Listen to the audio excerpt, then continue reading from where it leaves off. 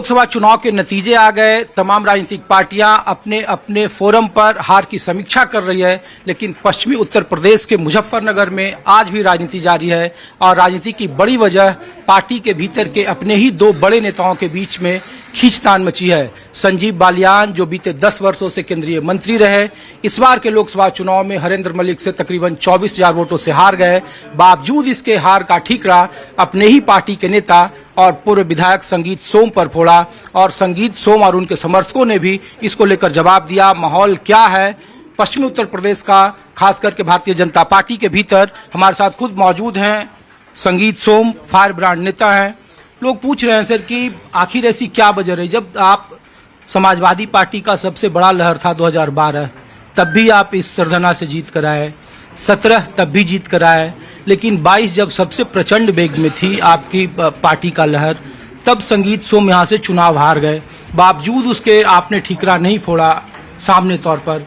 अब सार्वजनिक तौर पर मीडिया में ये चीजें आ रही है कि संजीव बालियान की हार के पीछे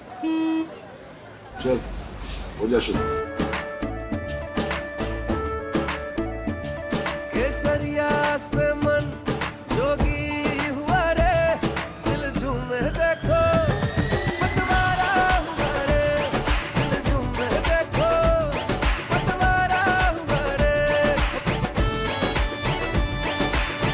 हर पल मनाओ केसरी त्योहार। विमल बोलो जुबान केसरी। संगीत सोम है।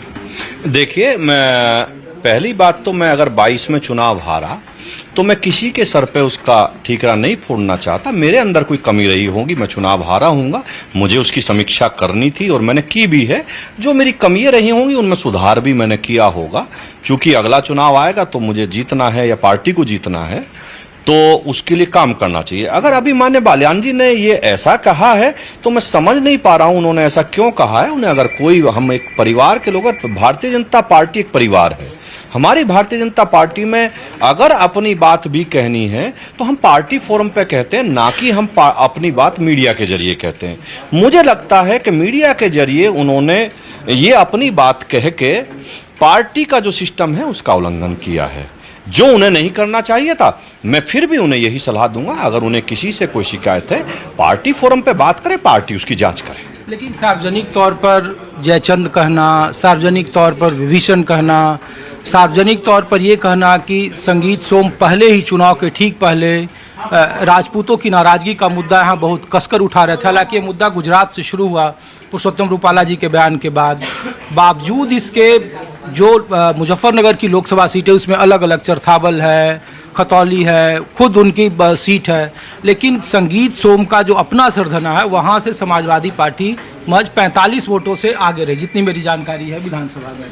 देखिए, मैं आपको एक जानकारी देता हूँ। पहली बात तो वो क्यों हारे, मैंने पहले भी बताया, उन्हें समीक्षा करनी चाहिए। और वो बुढ़ाना पे क्यों हारे, मेरी जिम्मेदारी तो केवल और केवल सरधना की थी। सरधना पे मुझे जिम्मेदारी, जिस दिन मुख्यमंत्री जी आए, प्रदेश अध्यक्ष जी आए, संजीव बालियान जी भी थे, मुझे सबने कहा आप सरधना के अलावा कहीं मत जाना, 5 विधानसभाओं में आप केवल सरधना की जिम्मेदारी रखना। तो मेरी सरधना की जिम्मेदारी थी, सरधना पे तो पार्टी बराबर रही, नहीं हारी। अब आकलन तो ये करना चाहिए कि बुढ़ाना पे क्यों हारे, चरथावल पे क्यों हारे, वो तो माननीय बालियान जी के घर की सीटें हैं। लेकिन आखिर ऐसी क्या वजह रही संगीत जी? चूंकि बार बार ये लोग पूछा जा रहा है कि आरएलडी को आखिरी वक्त में आप साथ लाए, जो कि सबसे ज़्यादा विरोध का झंडा बरदारी कर रहे थे पश्चिमी उत्तर प्रदेश में। आपके यहाँ जो अंतर बड़ा होना चाहिए था वो महज 45 वोट का रहा मुकाबले चरथावल और अन्य बुढ़ाना में। तो आखिर क्या ऐसी वजह रही कि आपको इस तरीके से कि विभीषण है, जयचंद है, कि समंदर का किनारा हूँ, घर नहीं बना लेना, फिर लौट के आऊँगा, ये सब बातें फिर क्यों हो रही है? और पश्चिमी उत्तर प्रदेश में जो दो बड़े नेता बीजेपी के बड़े चेहरे हैं वही आपस में इस तरीके से खींचतान में हैं। देखिए, मेरे बड़ों ने, मैंने जैसा अभी बताया, ये संस्कार मुझे नहीं दिए हैं कि मैं किसी के बारे में खराब टिप्पणी करूं। माननीय बालियान जी अगर ऐसी टिप्पणी कर रहे हैं तो मुझे नहीं लगता भारतीय जनता पार्टी के कार्यकर्ता हैं उनके ऐसे संस्कार होने चाहिए। उन्हें सबके लिए सभ्य तरीके से बात करनी चाहिए। मैं हमेशा सबके लिए सभ्य तरीके से बात करता हूँ। और उन्होंने जैसा कहा है कि भाई मैं समंदर का किनारा हूँ, ये क्या, मुझे पता नहीं क्या बोला है। मैं इतना जरूर कहना चाहूँगा कि पत्थरों पर सर पटकने के सिवा कुछ नहीं मिलता। पत्थरों पर सर पटकने के सिवा कुछ नहीं मिलता, एक समंदर को बिलखने से भी कुछ नहीं मिलता।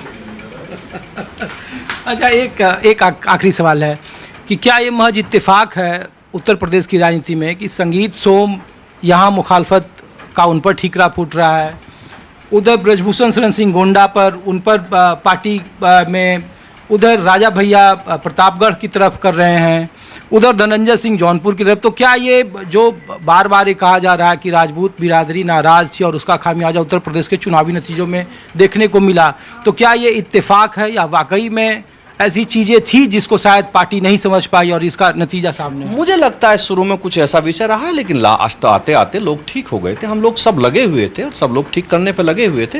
लोगों को समझाया, हो सकता है कुछ परसेंटेज फिर भी ना समझाओ, लेकिन अधिकतर लोगों ने फिर भी भारतीय जनता पार्टी को वोट दिया है। लेकिन सर, ये बार बार कि आप समाजवादी पार्टी को चुनाव लड़ा रहे थे, आप सरकारी सुविधाओं का इस्तेमाल कर रहे हैं, पार्टी को उनसे पूछना चाहिए, जो साथ काम करना था वो अलग पार्टियों के लिए कर रहे थे, तो इससे एक मैसेजिंग तो खराब है। इसीलिए देखिए, आपके समर्थक वहाँ बाहर बैठे हुए थे, बहुत सारे लोगों से हम लोग पूछ रहे थे कि क्या मसला है, तो उनको तो आपको संतुष्ट करना। देखिए, मेरा कहना यह है, वो कहते हैं मैं सरकारी सुविधाएं ले रहा हूं, मेरे पास तो घर भी अपना है, मेरी गाड़ी भी अपनी है, मेरा मोबाइल भी अपना है, मेरे जूते भी अपने हैं, मेरी चप्पल भी अपनी है।